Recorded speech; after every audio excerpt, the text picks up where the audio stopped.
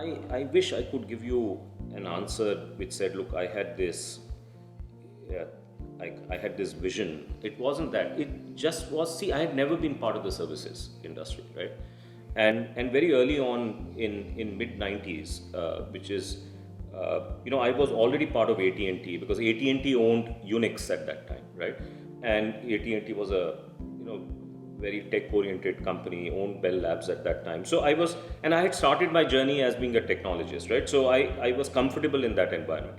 And what happened was that, while this part of the industry was growing very slowly in India, the IT services industry just took off, right? So the relative gap between the two continued to grow all the way till recently.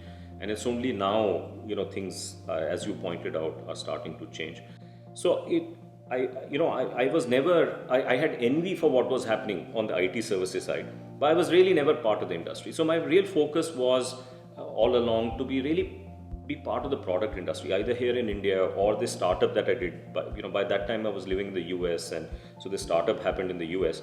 And but I saw myself as a citizen of the product industry, either in India or in the US.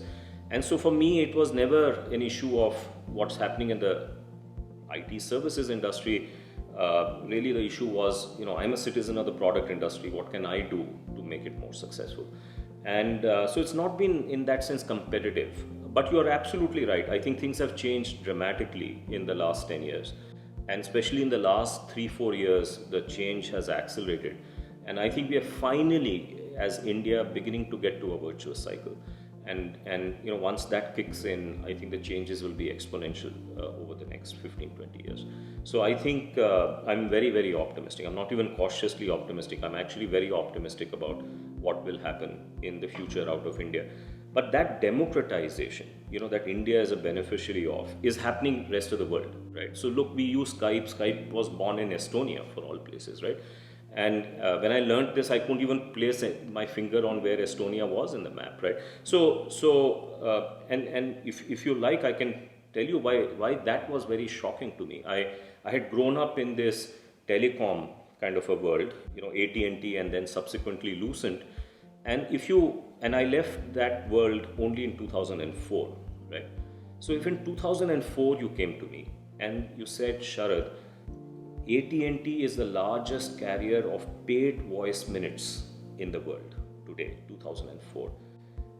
And I predict in 10 years, there'll be somebody else, some other company, which will overtake AT&T in carrying paid voice minutes, international voice minutes. And I would have laughed at you. I would have said, no, I don't think it is possible. Who would it be? Would it be British Telecom? Would it be China Telecom, Hong Kong Telecom? Who would it be? No, I can't foresee a future where this is possible. And in Estonia, Skype was born in August of 2004.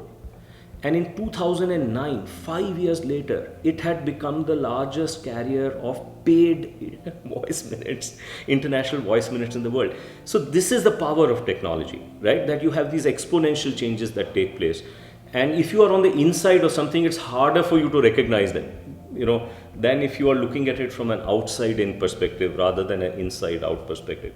So this is what keeps everybody young here, because these are the kind of changes that I think are happening to us in many areas now, and no matter which part of the world you are in, you have the power to participate in this, and therefore lots of people here in India are doing that. They're doing that in other places, and of course Silicon Valley is the hub for this, but it's democratizing definitely all over the world.